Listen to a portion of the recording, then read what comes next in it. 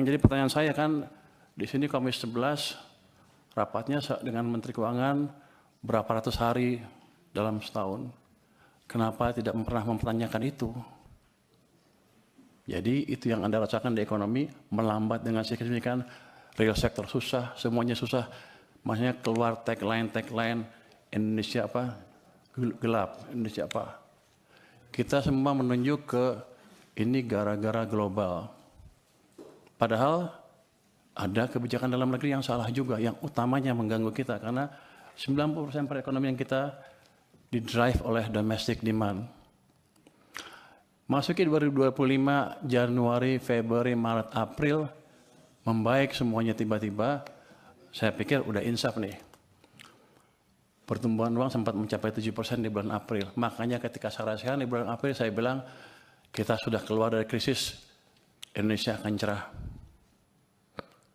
Yang saya nggak tahu, Mei jatuh lagi, Juni jatuh, Juli jatuh, Agustus jatuh ke 0%. Jadi periode perlambatan ekonomi yang 2024 gara-gara uang ketat tadi dipulihkan sedikit, belum pulih penuh, direm lagi ekonominya. Itu dari sisi fiskal dan moneter. BI kita, nggak tahu nih pada marah sama saya nggak habis ini. Nanti tetap traktir ya. Pemerintah karena terlambat membelanjakan anggaran, membelanjakan APBN ya, uangnya kan dari Bank Sentral. Beliau rajin narik pajak. Nggak apa-apa, masuk ke Bank Sentral. Kalau dibelanjain lagi, nggak apa-apa. Tapi ini kan nggak. Ditaruh sana santai-santai. Kering sistemnya. Bank Sentral kita juga sama. Katanya saya nanti kan penguasa ya. Katanya punya apa di KSS saya boleh menggayat sedikit kan ya. Jadi saya berani ngomong sedikit sekarang. Dulu saya nggak berani karena saya di LPS. Wewenang saya nggak sampai sana. Jadi dua sisi mengetatkan kebijakan kita. Bank naruh uangnya di bank, padahal uang kita banyak. BI menyerah sampai 800 triliun, pemerintah pada satu titik sampai 500 triliun sampai lebih di Bank Sentral. Sistem kekeringan. Yang Bapak-Bapak rasakan adalah yang kemarin demo itu karena tekanan berkepanjangan di ekonomi, karena kesalahan kebijakan fiskal dan moneter sendiri yang sebetulnya kita kuasain. Yang jadi pertanyaan saya kan, di sini Komisi 11 rapatnya dengan Menteri Keuangan berapa ratus hari dalam setahun. Kenapa tidak pernah mempertanyakan itu? Dan sekarang saya datang ke sini tiba-tiba, udah semuanya pertanyaan banyak sekali yang harusnya sudah putus pada waktu itu. Tapi nggak apa-apa. Jadi ke depan yang saya lakukan adalah memperbaiki itu sebelum merubah yang lain-lain. Struktural lain kita bisa rubah, tapi quick win-nya di situ.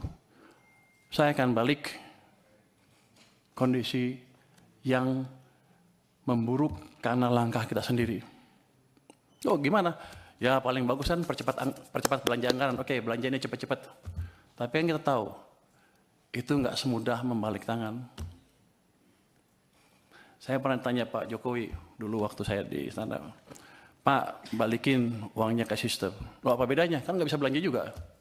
Pak, kalau uang Bapak ditaruh di BI, dosa Bapak dua. Satu, Bapak nggak bangun ekonominya. Yang kedua, sistem kering, nggak bisa bangun juga. Jadi kalau balikin ke sistem perekonomian, ke bank, himbara misalnya, dosa Bapak tinggal satu.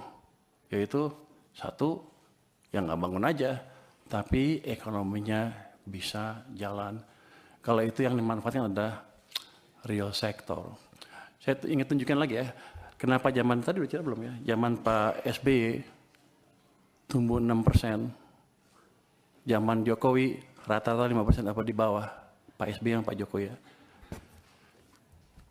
Kalau Anda lihat di pertumbuhan uang MNO-nya, base money, teori dasar moneter itu, di zaman Pak SBY rata-rata tumbuh 17% lebih. Akibatnya uang di sistem cukup, kredit tumbuh berapa? 22%.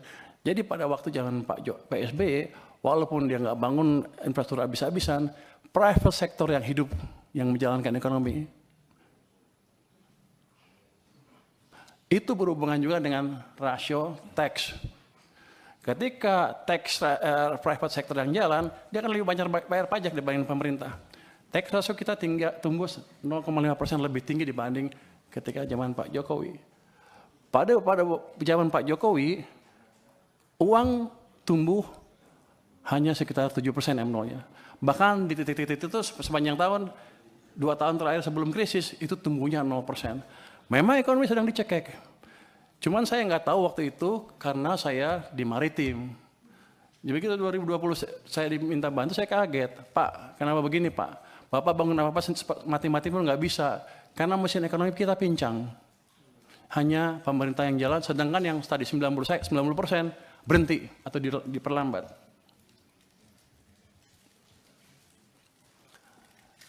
Zaman Pak Prabowo juga bisa sama. Ini sekarang masih baru. Kalau pemerintahnya masih lambat belanjanya dan mencekik perekonomian juga dari sisi lain dan moneternya juga sama, maka akan lebih buruk dibanding yang 2 zaman sebelumnya. Dua mesin mati. Jadi tugas saya di sini adalah menghidupkan kedua mesin tadi, mesin moneter dan mesin fiskal. Nanti saya mohon restu dari parlemen untuk saya menjalankan tugas itu. Langkah pertama sudah kami jalankan. Saya sudah lapor ke Presiden, Pak, saya akan taruh uang ke sistem perekonomian. Berapa? Saya sekarang punya 425 triliun di BI cash, besok saya taruh 200 triliun. Sudah jalan belum? Sudah jalan belum? Sudah jalan? Lagi dijalankan. Kalau itu masuk ke sistem, dan saya nanti sudah minta ke Bank Sentral, jangan diserap uangnya. Biar aja kalau Anda menjalankan kebijakan moneter, kami dari sisi fiskal yang menjalankan sedikit. Tapi nanti mereka juga mendukung. Artinya, ekonomi akan bisa hidup lagi. Nanti, itu sisi private side dari kebijakan moneter, dari kebijakan fiskal. Di government side-nya sendiri, saya akan pastikan lagi tadi belanja-belanja yang lambat berjalan dengan lebih baik lagi. Ada yang dikomplain katanya apa? MBG tadi ya. Penyerapan pajaknya rendah. Saya tanya sama teman-teman keuangan, gimana monitornya? Ya dia bilang bagus-bagus saja, tapi ternyata enggak, jelek. Loh, terus kita apain? Ya nggak tahu. Saya bilang begini, ya udah, nanti sebulan sekali kita akan jumpa pers dengan kepala MBG. Nanti kalau penyerapannya jelek, dia suruh jelasin ke publik, saya di sebelahnya. Dan program-program yang lain yang lambat itu akan saya sisir. Saya kan baru hari ketiga dan rapat. Udah keburu rapat di sini, jadi belum lihat detail seperti apa. Tapi kami akan sisir. Bagian-bagian lambat kami percepat. Caranya gimana? Ya, kalau mereka nggak bisa nyusun kebijakan anggaran atau menyusun program kerjanya atau pengajuan anggarannya, kami akan kirim orang ke sana supaya jalannya cepat dan kita akan monitor on regular basis supaya anggaran yang banyak tadi, yang kalau lihat anggaran kan sama aja kan dari tahun ke tahun, gitu-gitu aja tuh nggak ada dampaknya, 5-5 aja, karena penyerapannya nggak dimonitor. Dulu pernah ada UKP 4 memonitor itu pun nggak jalan sempurna, karena UKP 4 terlalu jauh. Saya nggak tahu, harusnya tugas Pak Manas sekali, tapi saya nggak tahu. Kalau saya boleh kerjakan, saya akan kerjakan itu supaya memastikan betul-betul penyerapan anggaran bisa jalan. Dan tadi, uang yang udah utang kita yang sudah kita keluarkan, itu betul-betul bermanfaat buat ekonomi. Dari situ kenapa saya tadi bisa 6%? Si Purbaya sok tahu katanya bisa 6%. Orang-orang bilang sok tahu lo katanya. Di luar bilang gitu, sok pinter. Saya bilang kamu sombong katanya. Tapi ini udah berdasarkan pengalaman selama ini. Kalau saya balikkan, saya lihat aja zamannya Pak SBY 6% private. Zaman Jokowi pemerintah 5%. Kalau kita gabungkan gimana? Pasti di atas itu. Itu adalah langkah simpel saja yang mungkin nggak terlalu panjang untuk bisa kita lihat dampaknya. Mungkin nggak secepat 6,5, 6,7 saya bilang. Tapi gerakan ke arah sana sudah terbuka lebar kalau kita biarkan private sector bekerja. Jadi gini, saya termasuk yang percaya bahwa agen-agen ekonomi itu mempunyai otak sendiri. Daripada pemerintah nggak mungkin mengontrol semua agen ekonomi untuk berjalan. Tapi saya ciptakan kondisi di mana mereka berpikir dan berjalan dan bisa tumbuh, bisa berbisnis dengan suasana yang situasi yang ada. Itu yang ingin kita ciptakan. Nanti setelah itu ada baru tadi program-program investasi. Ini kan nggak lama lah saya beresin. Nanti setelah itu tadi yang debottlenecking akan kita kerjakan Pak Hekal untuk investasi. Saya dulu pernah jadi